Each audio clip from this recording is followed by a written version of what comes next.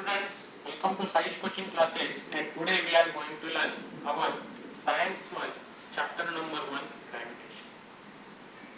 Okay विद्यार्थी मित्रांनो, तर सेमी इंग्रजी आणि इंग्रजी माध्यमातील विद्यार्थ्यांनो, आज आपण सायन्स 1 चा गुरुत्वाकर्षण या चॅप्टर बद्दल आपल्याला आज चर्चा करायची, म्हणजे आपल्याला हे लर्न करायचे. In that chapter we are going to learn first concept is that gravitation. Second one is that circular motion and centripetal force. Kepler's law. What is the Kepler's law? That is a very important concept. That Newton's universal law of gravitation, acceleration due to gravity or acceleration due to gravitational force of the earth. What do you mean by free fall and escape velocity? That means how many concepts? There are 7 concepts that we are going to learn in this chapter. And this chapter, आणि हा तसा पाहिला गेलं तर हा प्रकरण जे आहे पहिलं प्रकरण, हे this is very important to you. अतिशय महत्वाचं असं हे प्रकरण आहे, कारण की हे जे प्रकरण आहे, ज्या विद्यार्थ्यांना 11वी मध्ये इयत्ता 11वी मध्ये विज्ञान शाखेत प्रवेश घ्यायचा आहे, त्याच्यासाठी हा फार महत्वाचा असा प्रकरण आहे. कारण याच्यावरती किंवा ह्या ज्या कन्सेप्ट वरती अख्खं, म्हणजे जर तुम्ही जर पाहिलं गेलं की 11वी 12वी मध्ये फिजिक्स नावाचा एक प्रकार असतो, एक वेगळा सब्जेक्ट असतो, त्याला आपण मराठीमध्ये भौतिकशास्त्र असं आपण म्हणतो.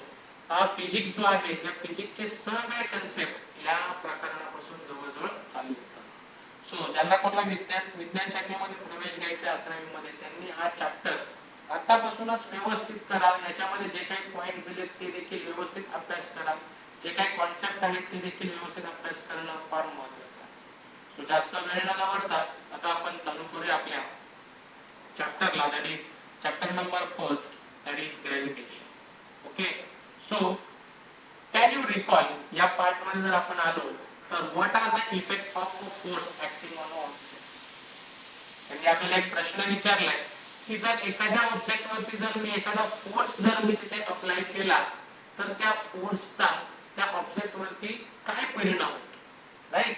म्हणजे याच्यावरती जर तुम्ही पाहायला गेलं, जर मी एखाद्या वस्तूवरती जर फोर्सफुली जर एखाद्या ऑब्जेक्ट वरती जर फोर्स लावला, तर ती ऑब्जेक्ट किंवा तो ऑब्जेक्ट किंवा ती वस्तू काय होणार आहे, एका प्लेस पासून दुसऱ्या प्लेस पर्यंत काय होणार आहे, मूव्ह होणार आहे, किंवा त्याचं काय होणार आहे, विचलित होणार आहे, किंवा ती ट्रॅव्हल्ड होणार आहे. एका जागेपासून दुसऱ्या जागेवरती ती जाणार आहे, मूव्ह होणार आहे.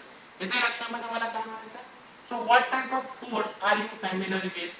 आता तसे पाहायला गेलं तर आपल्या रिअल लाईफ मध्ये आपण बरेचसे फोर्स आपण अप्लाय करत असतो. We know very well magnetic force in our free store, right. So again तुम्ही तुमचं कबड असेल, त्या कबडला तुम्ही मॅग्नेटिक फोर्स बघता. इलेक्ट्रिक फोर्स, फॅन तुमचा रिव्हॉल्व होतो, बरोबर. आता उन्हाळा चाललेला आहे, उन्हाळ्यामध्ये आपल्याला सतत कशाची गरज लागते, हवेची गरज लागते. हवेसाठी आपण काय करतो, फॅन वापरतो. मग त्या फॅन मध्ये काय होते की इलेक्ट्रिक फोर्स जनरेट झाल्यामुळे तो फॅन फिरतोय. म्हणजे असे व्हेरियस फोर्सेस आपल्या अवतीभोवती आपण पाहतो. मग अशाच पद्धतीचा एक ग्रॅव्हिटेशनल फोर्स हाही आपल्याला इथे आता आपल्याला शिकायचा आहे. ओके, आणि तुम्ही ऑलरेडी माहिती आहे की ग्रॅव्हिटेशनल फोर्स अगदी 6वी 7वी मध्ये असल्यापासून शिकत आलेला आहात. So this are the this just one kind of the recollection. हे प्रश्न तुम्हाला बोर्डाला येणार नाहीत, पण तुम्हाला कन्सेप्ट शिकायचे काही, आणि त्या कन्सेप्ट काय आहे ते शिकण्यासाठी हे तुम्हाला फार महत्वाचं आहे. त्याच्यामुळे आधी तुम्हाला काहीतरी त्या गोष्टींचं ज्ञान पाहिजे, म्हणून तुम्हाला हे सगळ्या गोष्टी रिकॉल करायला सांगितल्या जात आहेत. So what do you know about the gravitational force. मग तुम्हाला ग्रॅव्हिटेशनल फोर्स बद्दल काय माहिती आहे का. बऱ्याच जणांना ग्रॅव्हिटेशनल फोर्स बद्दल एकच माहिती आहे की तो न्यूटनचा किस्सा माहिती आहे सगळ्यांना. तो न्यूटनचा जोक आहे की न्यूटन झाडाखाली बसला, सफरचंदाच्या झाडाखाली बसला, सफरचंद डोक्यावर पडला आणि त्याने फोर्सचे लॉ काढले. मग बरेच विद्यार्थी, इंजिनिअरिंगचे विद्यार्थी असं म्हणतात की कशाला तो न्यूटन खाली बसला. 11वीला गेल्यावरती बरेच विद्यार्थी म्हणतात की कारण त्याने एवढे लॉ एक्सप्लेन केलेले आहेत, आणि त्या लॉ वरती आपल्याला बरेचसे डेरिव्हेशन्स आपल्याला अभ्यास करायचे. पण काय होतं की त्यांचे कन्सेप्टच क्लिअर नसतात त्या विद्यार्थ्यांचे, आणि म्हणून ते काय करतात की कशाला बसला. तसं पाहायला गेलं तर फिजिक्स हा अतिशय इम्पॉर्टंट आणि चांगला आणि महत्त्वाचा सब्जेक्ट आहे. कारण आपल्या रिअल लाईफ मध्ये ज्या गोष्टी होतात त्याच्याशीच रिलेटेड हा सब्जेक्ट असल्या कारणामुळे हा जर तुम्ही त्याला व्यवस्थित समजून घ्यायचा जर प्रयत्न केला, तर हा subject is very very easy. Okay, so apart from this, we just going to learn. We have seen in the previous standard that the gravitational force is a universal force. Gravitational force ला आपण काय म्हणतो? Universal force. Maybe this is a filling the blanks question. Gravitational force is a dash force. Which force? Universal force. And it acts not only between two objects on the earth, but also between any two objects in the universe. Let us now learn how this force was discovered. Means what they say की त्यांनी आपल्याला सांगितले की already आपण previous year मध्ये gravitational force बद्दल बराचसा अभ्यास केला होता आणि ग्रॅव्हिटेशनल फोर्स हा एक युनिव्हर्सल फोर्स आहे, वैश्विक शक्ती आहे असं आपण म्हणतो. आणि त्याचबरोबर काय सांगितले की एक दोन ऑब्जेक्ट आहेत, पृथ्वीवरती असलेले दोन ऑब्जेक्ट आहेत किंवा दोन वस्तू आहेत. दोन वस्तूमध्येच नव्हे तर कोणत्याही दोन अर्थ म्हणजे कुठल्याही दोन युनिव्हर्सच्या कुठल्याही दोन वस्तूंमध्ये त्या फोर्सचा किंवा त्या बलाचा आपण काय करतो म्हणजे तो फोर्स अट्रॅक्ट होत असतो. इथे आपण ही गोष्ट आपण इयत्ता 9वीत शिकलो होतो. So let us now learn how this force वाज डिस्कवर्ड. मग आता हा जो फोर्स आहे या फोर्सचा शोध कसा लागला ह्याचा आता आपण काय करूया, अभ्यास करूया. आता याच्यामध्ये हे बऱ्याचशा काही गोष्टी दिलेल्या आहेत ग्रॅव्हिटेशनल बद्दल की सांगितलं गेले की सर आयझॅक न्यूटन याचा शोध लावलेला आहे. Just read and I will explain you what is then given. As we have learned, the phenomenon of gravitation was discovered by Sir Isaac Newton. असंही तुम्ही म्हणू शकता किंवा बरेचसे म्हणजे टीचर्स आहेत ते इसॅक न्यूटन असं म्हणतात, पण ऍक्च्युअल त्याचं नाव आयझॅक न्यूटनच आहे.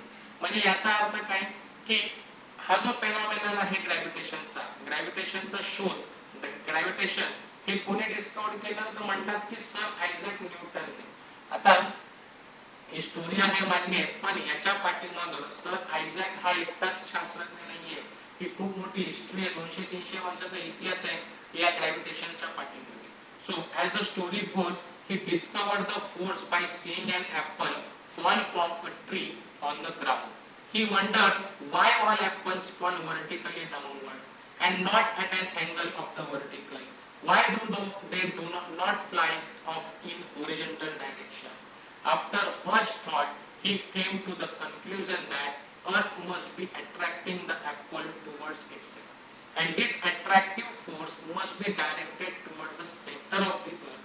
And the direction of the apple on tree to the center of the earth is vertical direction at the position of the apple, and thus the apple falls vertically downward. Means आता काय झालं की इथे आपल्याला या book मध्ये सांगितलंय की याच्या पाठीमागे काय आहे. एक खरं तर पाहायला गेलं तर एक गोष्ट आहे आणि ती गोष्ट म्हणजे एक स्टोरी आहे. ती स्टोरी म्हणजे कशी की ज्यावेळेस हे आयझॅक न्यूटन होते हे एका सफरचंदाच्या झाडाखाली झोपलेले होते. ओके, तेव्हा त्यांच्या डोक्यावरती तो सफरचंद पडला आणि सफरचंद पडल्याच्या नंतर त्यांना असा एक प्रश्न पडला की तो सफरचंद सरळ उभाच खाली का आला. तो हॉरिझॉन्टली अकॉर्डिंग टू द म्हणजे काय म्हणतो आपण की सरफेसला तो हॉरिझॉन्टली का नाही, ह्या साईडला का ना असा पडला किंवा तिरका का ना पडला किंवा वर का उडून गेला नाही, तो खालीच का पडला. या सगळ्या प्रश्नांनी आयझॅक न्यूटनचं डोकं भांबवून सोडलं होतं. आणि मग त्याच्यानंतर त्यांच्या मनामध्ये आलेल्या विचारांती त्यांनी एक निष्कर्ष काढला, एक कन्क्लुजन वरती पोहोचले आणि ते म्हणजे काय, that the earth must be attracting the apples towards itself. म्हणजे त्यांनी असं सांगितलं की पृथ्वी जी आहे हा अर्थ आहे, हा अर्थ स्वतः त्या ऍपलला आपल्याकडे काय केलं त्याने खेचलं, अट्रॅक्ट केलं आणि त्याच्यामुळे तो अट्रॅक्टिव्ह फोर्स त्यांच्याकडे अट्रॅक्ट केलं आणि directly towards the centre of the earth. आणि ते पण कसं तर अर्थच्या सेंटरकडे त्याला अट्रॅक्ट करतोय आणि the direction from the apple on the tree the centre of the earth is vertical direction. आणि ऍपलची जी डायरेक्शन होती म्हणजे झाडाला लटकल्यापासून ते अगदी सेंटर ऑफ द अर्थ पर्यंत ती कशी आहे, वर्टिकली आहे.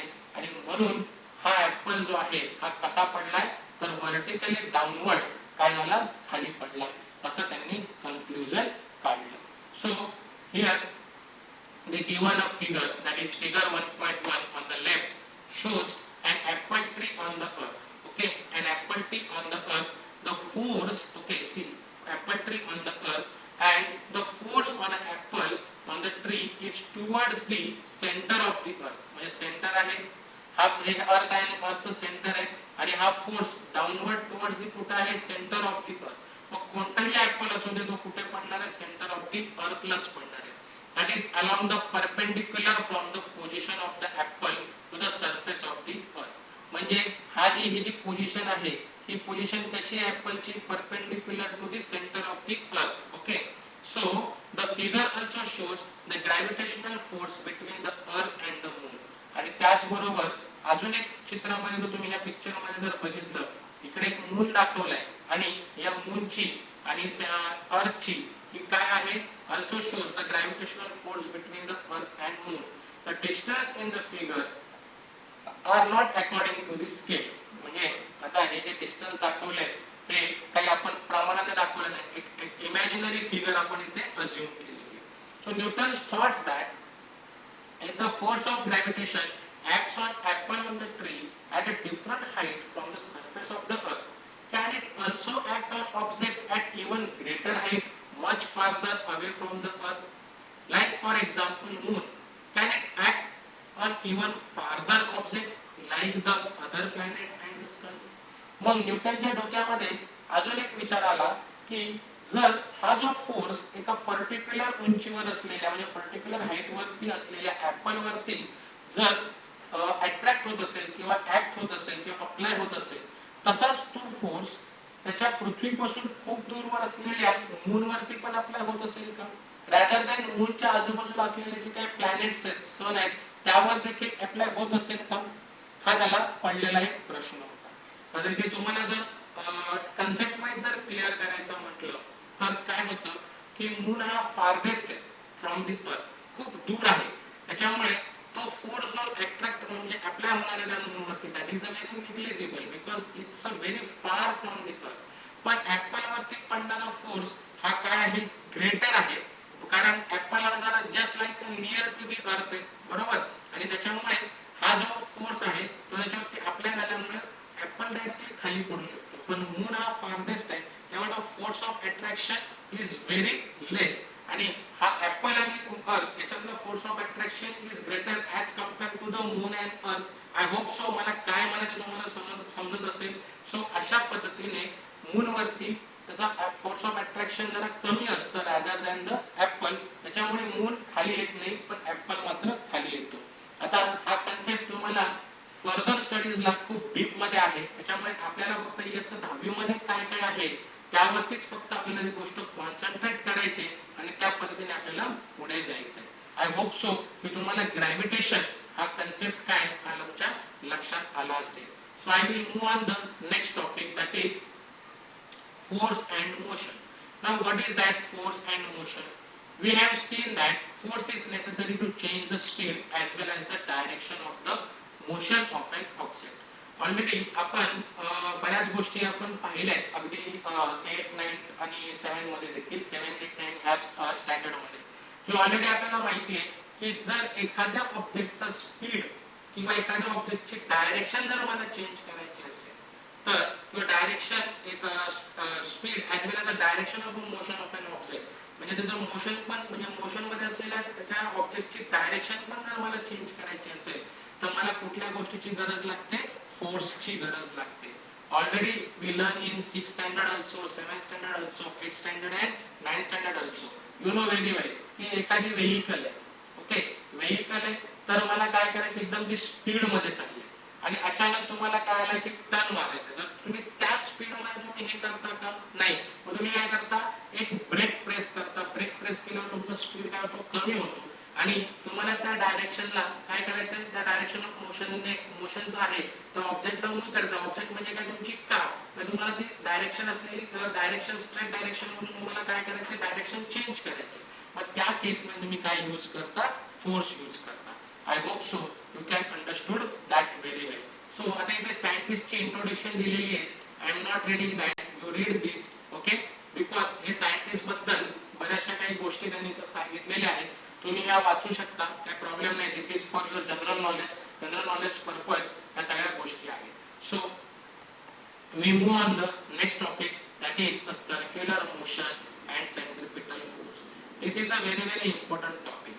Okay, so come on to this point. Okay, what do you mean by circular motion and what do you mean by centripetal force? Okay, now this is a very important concept आणि या concept वरती इयत्ता 12वी मध्ये पहिलाच एक धडा मस्त दिलेला आहे. त्याच्यामध्ये त्या धड्यामध्ये तुम्हाला बऱ्याच कन्सेप्ट तुम्हाला क्लिअर केलेले आहेत. 11 मध्ये पण तुम्हाला बऱ्याच गोष्टी याच्यामध्ये आहेत, पण आता आपल्याला फक्त इथे बेसिक गोष्टी फक्त इथे लर्न करायच्या आहेत. त्यामुळे तुम्ही ह्या गोष्टी व्यवस्थित लर्न करून घ्या, जेणेकरून तुम्हाला 11वी 12वी मध्ये कुठल्याही पद्धतीचा त्रास होणार नाही की हा कन्सेप्ट काय आहे, ते काय आहे, हे समजायला तुम्हाला काही त्रास होणार नाही.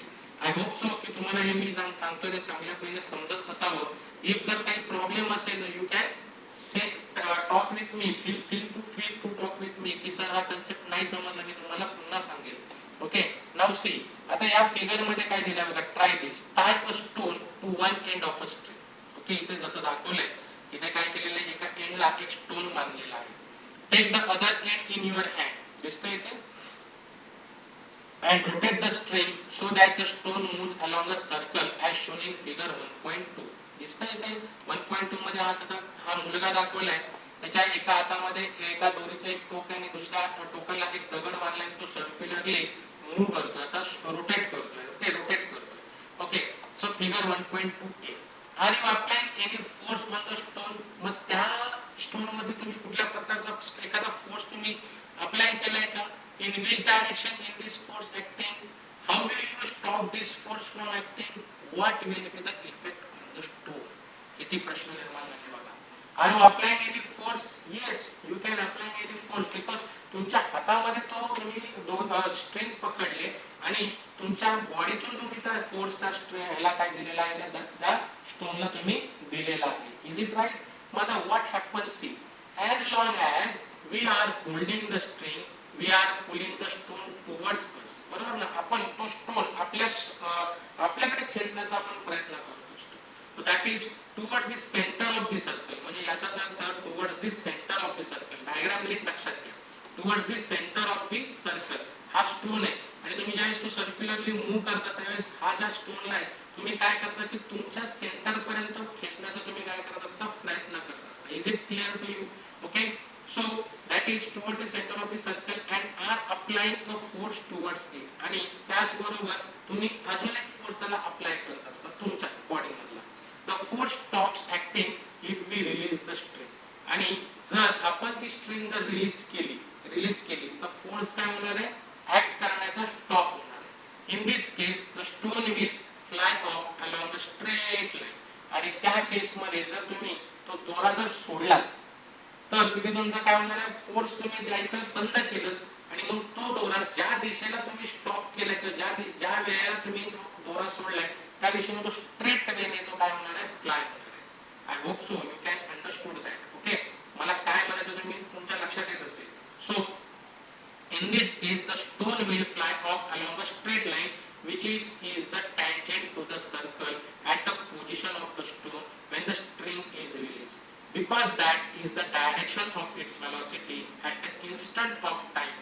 That is figure 1.2b and that is this is the direction of the velocity. Okay, बघा इथे आता तुम्ही मूव्ह करताय, इथे तुमच्या हातामध्ये स्टोन आहे, हा force acting towards the centre आहे आणि त्याच्यामुळे तुमच्या बॉडीतून पण फोर्स त्या स्टोन वरती जातोय.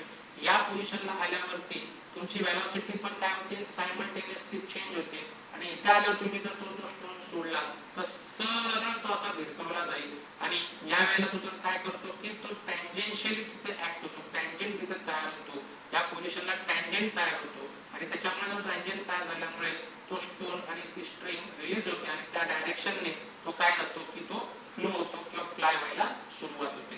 I hope so you can understood this concept very well. So you may recall, okay, you may recall that we have performed a similar activity previously in which 5 rupee coin kept on rotating circular discs. Flights of the discs along the tangent to the disc. Thus the force acts on any object moving along the circle and is directed towards the center of the circle, and this is called as a centripetal force. Means centripetal means center seeking, म्हणजे सेंटरला ज्यावेळेस आपला force acting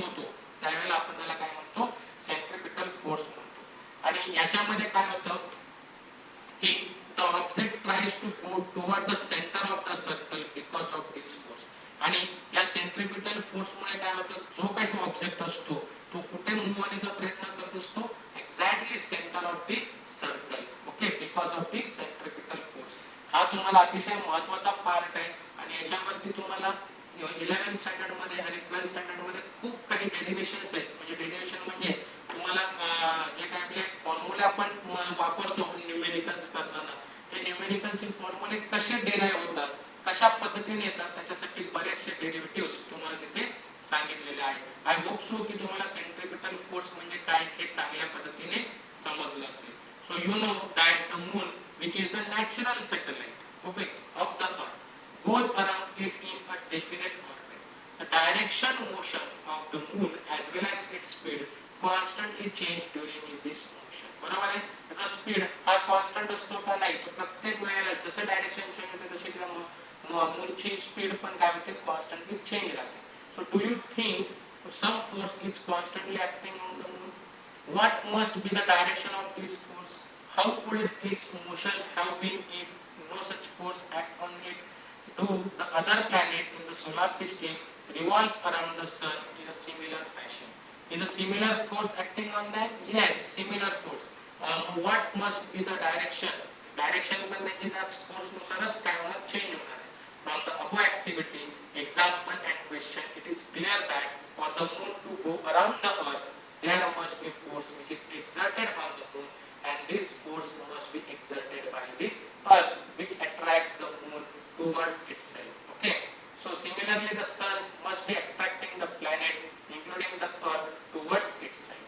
I hope so की तुम्हाला centripetal force म्हणजे काय हे चांगल्या पद्धतीने समजलं असेल.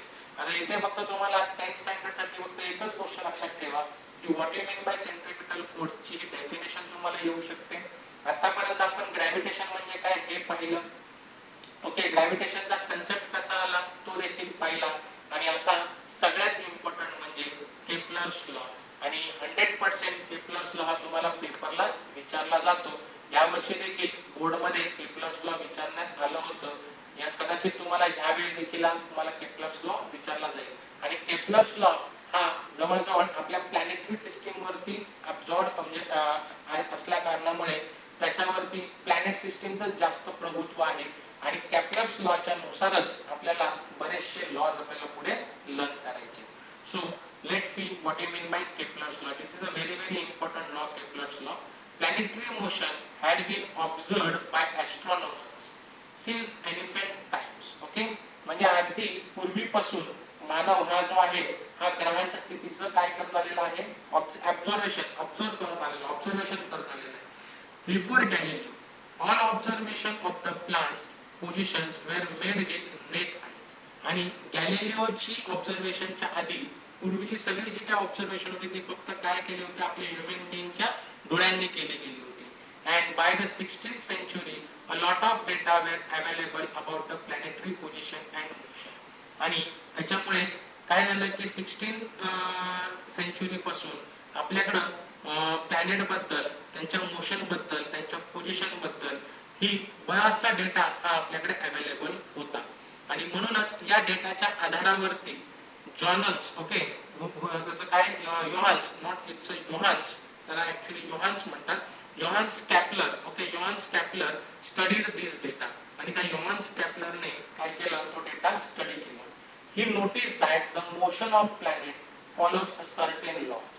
आणि ज्यावेळेस तो स्टडी करत होता तेव्हा त्याला असं आढळून आलं की जे प्लॅनेट असतात ते काय करतात की एक त्यांना म्हणजे फ्लो होण्याचा किंवा ते काय करतात की विशिष्ट प्रकारचे नियम काय करतात, फॉलो करतात, नियमांना फॉलो करतात किंवा एका विशिष्ट प्रकारचे नियम त्यांच्याकडे आहेत असं त्याला त्या अभ्यासावरती लक्षात आलं. He stated 3 laws describing the planetary motion. आणि म्हणून त्याने अभ्यास करून त्याने एकूण 3 लॉ त्या प्लॅनेटरी मोशनच्या बद्दल त्यांनी काय केले, मांडले. मीन्स मोशन की प्लॅनेट कशा पद्धतीने मूवमेंट करतात अशासाठी त्याने 3 लॉ मांडले. आणि त्यालाच आपण आज काय करतो की त्याला आपण केप्लर लॉ या नावाने ओळखतो. सो लेट्स से की त्याने लॉ काय मांडला. ओके, सो हा जो आहे डू यू नो हा पार्ट आय एम स्किप, पण स्किप करण्याऐवजी मी तुम्हाला हा लर्न करून म्हणजे शिकवतो की काय एक्झॅक्टली, पण स्किप करता येणार नाही तर मग तुम्हाला पुढचा कन्सेप्ट नाही समजला. काय सांगितलंय की एलिप्स, एलिप्स म्हणजे कसं आहे की अंडा वर्तुळाकार असा आडवा गोल असतो, त्याला आपण एलिप्स म्हणतो. म्हणजे जस्ट लाईक आपण मराठीमधला लंबवर्तुळ म्हणू शकतो. Okay, is the curve obtained when a cone is cut by an inclined plane. Okay, इथं लक्षामध्ये एक कोन जर आपण कट केला इन्क्लाइन्ड प्लेन मध्ये, तर त्याचे it has two focal points, त्याच्यामुळे जे दोन पॉइंट पडतात इथे लक्षामध्ये. आणि हा लंबवर्तुळाकार मीन्स लंबवर्तुळाकार मीन्स एलिप्स, एलिप्स असल्या कारणामुळे त्याचे दोन फोकल पॉइंट्स पडतात. The sum of the distance of the two focal points, okay, from every point on the curve, okay, is constant. So f1 and f2 are two focal points of the ellipse shown in the figure. If a, b and c are 3 points of the ellipse, then af1 plus af2 is equal to bf1 plus bf2 is equal to cf1 plus cf2, असा आपण गृहीत धरतो किंवा असं आपण observe करतो. मग आता हा कॅपलरचा पहिला law, this is very important की ही डायग्राम वगैरे सगळं तुम्हाला ड्रॉ करून दाखवायचे. ही डायग्राम पण फार महत्त्वाची आहे. ही डायग्राम लक्षात घ्या आणि या डायग्रामची प्रॅक्टिस करा, कारण पेपरला हा 100% विचारणारा प्रश्न आहे. आणि ह्या डायग्रामवरूनच तुम्ही जर चांगल्या पद्धतीने जर एक्सप्लेन केलं तर तुम्हाला 4 मार्काला किंवा 3 मार्काला पेपरला प्रश्न येतो. सो डायग्राम काढून चांगल्या पद्धतीने तुम्हाला हे लिहिता आलं पाहिजे. केपलर फर्स्ट लॉ काय सांगतो? The orbit of a planet is an ellipse with the sun at one of the foci. फोकाय म्हटल्यावरती फोकलला आपण काय म्हणतो, सिंग्युलर फॉर्म मध्ये झालं, बरोबर आहे. फोकल पॉइंट पकडला तर एक सिंग्युलर फॉर्म झाला. आणि फोकलचा प्लुरल फॉर्म काय होतो, फोकाय. फोकाय म्हणजे more than one focal points, more than one focal point. ते काय सांगतायत की आता हा जे आपले प्लॅनेट आहे, प्लॅनेट किंवा सोलार सिस्टीम आहे, हे तो काय म्हणतो की केपलर्स काय म्हणतायत की ही जी फोकल म्हणजे आपली जी प्लॅनेटची सिस्टीम आहे त्याच्यामध्ये काय आहे की ही जी प्लॅनेट सिस्टीम आहे ती सर्क्युलर नसून ती एलिप्टिकल म्हणजे एलिप्स आहे. आणि हे ऑर्बिट जे आहे, orbit of planet is an ellipse. तो काय आहे की लंबवर्तुळाकार सगळे ग्रह हे फिरतायत. आणि काय आहे की सन हा असा एक पॉइंट आहे की तो त्या लंबवर्तुळाकार एका पॉइंट वरती फिक्स्ड केलेला आहे, एका म्हणजे पॉइंट वर तो फिक्स्ड आहे, असा केपलर सांगतो. म्हणजे केपलर असं म्हणतो की सगळे प्लॅनेट हे काय, हे सगळे प्लॅनेट हे सनच्या अराउंड फिरतायत, बरोबर आहे. आणि मग हा जो ऑर्बिट आहे, हे जे ऑर्बिट आहे हे सर्क्युलर नसून ते कसं आहे, एलिप्स आहे. हे कसं आहे, एलिप्स आहे. The orbit of planet is ellipse. आणि त्याच्यामध्ये सन हा एक आहे, तो एक काय आहे, एक फोकल पॉइंट आहे असं त्यांनी सांगितलं, वन ऑफ द फोकाय. आणि या सगळ्या पॉइंट पैकी तो एक काय आहे, एक फोकाय आहे, बरोबर. I hope so you can understood this. Okay, so figure 1.4 shows the elliptical orbit of a planet. Okay, elliptical orbit of a planet revolving around the sun. The position of the sun is indicated by S. Okay, म्हणजे हा एक focal point आहे आणि इतर फोकाय हे त्याच्या भोवती कसे फिरतात, एलिप्टिकल म्हणजे लंबवर्तुळाकार फिरतायत असं केपलर्सने पहिल्या लॉ मध्ये आपल्याला इथे एक्सप्लेन केलेलं आहे. आय होप सो की तुम्हाला पहिला लॉ चांगल्या पद्धतीने समजला असेल. ओके, सो नेक्स्ट लॉ काय सांगतो, Kepler's second law. Kepler second law सांगतो the line joining the planet and the sun sweeps equal areas in equal interval of time. Okay, म्हणजे आता काय सांगितलंय की हा एक जो प्लॅनेट आहे, बरोबर आहे, हा प्लॅनेट आणि सनच्या मध्ये एक ही लाईन ड्रॉ केली, बरोबर आहे. आपण एक लाईन ड्रॉ केली, एस ही एक लाईन ड्रॉ केली. आणि एका स्मॉल इंटरवलच्या टाइम म्हणजे थोड्या मिनिटाच्या आत किंवा थोड्या वेळाच्या आत हा एक पॉइंट, हा जो प्लॅनेट आहे ही त्याची पोझिशन ए ही ट्रॅव्हल करतो बी पोझिशन वरती. आणि त्याच्यामुळे हा जो डार्क ब्लू कलरचा जो एरिया तयार झालेला आहे, हा एरिया अशाच पद्धतीचा एरिया इकडे पण तयार होणार, इकडे पण तयार होणार. म्हणजे याचा जेवढा एरिया तेवढाच एरिया ह्या सेकंड पोझिशनचा, तेवढाच एरिया ह्या थर्ड पोझिशनचा. म्हणजे त्याला सांगायचंय काय, केपलरने असं सांगितलं की प्लॅनेटच्या मध्ये आणि सनच्या मध्ये जो काही तुमचा एरिया तयार होतो एका इंटरवल मध्ये, एका टाइम इंटरवल मध्ये, तो प्रत्येक ठिकाणी कसा असतो, सेम असतो असं त्याला इथं म्हणायचं. See here AB and CD. Okay, AB and CD are a distance. Okay, AB and CD, AB, okay, and CD are distance covered by the planet in equal time, एकाच म्हणजे टाइम इंटरवलचा time same आहे. After a equal interval of time the position of the planet starting from A to C, starting from A to C are shown by B and D respectively. The straight line AC, okay, the straight line the straight line AS and CS sweep equal area in equal interval time. Sweep equal area म्हणजे तो काय करतो, equal area काय करतो, consume करतो. Area कसा करतो, equal area करतो, इक्वल कंझ्युम करतो in equal interval time. That is area A S B and C S D are equal, असं तो आपल्याला केपलर सांगतो. मगाशी मी तुम्हाला एक्सप्लेन केलं की त्याने जो कन्सिडर केलेला एरिया आहे तो काय असतो, सेम. म्हणजे हा वन एरिया हा सेम असणार आहे, हा सेकंड एरिया हा सेम असणार आहे, थर्ड एरिया देखील सेम असणार आहे, असं केपलरने सेकंड लॉ मध्ये सांगितलं. आय होप सो केपलरचा सेकंड लॉ तुम्हाला देखील समजला असेल. So I will move on the third law. Third law काय सांगतो, the square of its period of revolution. आता रिव्होल्यूशन म्हणजे काय, around the sun is directly proportional to the cube of the mean distance of planet from the sun. म्हणजे revolution म्हणजे काय की एक ऑर्बिट म्हणजे एक रिव्होल्यूशन कंप्लीट म्हणजे एक फेरी, रिव्होल्यूशन म्हणजे एक फेरी. मग तो केपलरने काय सांगितलं थर्ड लॉ की the square of its period of revolution under the sun. म्हणजे एका प्लॅनेटला एक फेरी पूर्ण करण्यासाठी म्हणजे काय केलं की टाइम इंटरवल त्याचा टाइमचा स्क्वेअर हा डायरेक्टली प्रोपोर्शनल म्हणजे समप्रमाणामध्ये असतो. कोणाच्या, तर cube of the mean of distance of a planet from the sun. म्हणजे तो जो प्लॅनेट सूर्यापासून किती अंतरावरती आहे त्याच्या क्यूबच्या काय असतो, डायरेक्टली प्रोपोर्शनल असतो. म्हणजे ते जे टाइम लागणार आहे त्याला वन राउंड कंप्लीट करायला त्याचा स्क्वेअर, ओके. आणि distance between the planet and the sun त्याचा डिस्टन्स आपण आर कन्सिडर केला तर त्याचा क्यूब हा एकमेकांशी कसा असतो, डायरेक्टली प्रोपोर्शनल असतो, असं त्याने आपल्याला केपलरने सांगितलं. Thus, if r is the average distance of the planet from the sun and t is the period of revolution, then t is square is directly proportional. Directly proportional हा a नाही आहे, directly proportional sign तुम्हाला last year मी शिकवलेलं होतं 9th standard मध्ये की आपण जो डायरेक्टली प्रोपोर्शनल इन्व्हर्सली प्रोपोर्शनल म्हटल्यावरती कसं येतं ते, ओके. सो इथे अल्फा टाइपचा तुमचा सिम्बॉल असतो, इथे ए नाहीये, एक प्रिंटिंग मिस्टेक झालेली आहे ती कन्सिडर करा. आणि ही प्रिंटिंग मिस्टेक तुमच्या ज्यावेळेस तुम्ही काही उत्तर वगैरे लिहितात त्यावेळेस ते क्लिअर करा. इथे अल्फा टाइप तुमचा सिम्बॉल असतो, alpha type, okay. So T square is directly proportional to R cube, त्याला आपण अशा पद्धतीने वाचतो. मग आता हा डायरेक्टली प्रोपोर्शनल सिम्बॉल आपल्याला काढायचा असतो त्यावेळेस आपण एक कॉन्स्टंट ऍड करतो. मग आता कॉन्स्टंट ओके ऍड केला तर आर क्यूब इथं मल्टिपल इथं आल्यावर झालं divisible. So the Kepler obtain this law simplified from the study of the position of planets, okay, obtained by regular observation, okay, and he had no explanation as to why planet obey this law. We will see below how this law helped Newton in the formation of his theory of gravitation. So I hope so की तुम्हाला केपलरचे हे सगळे law तुम्हाला समजले असतील.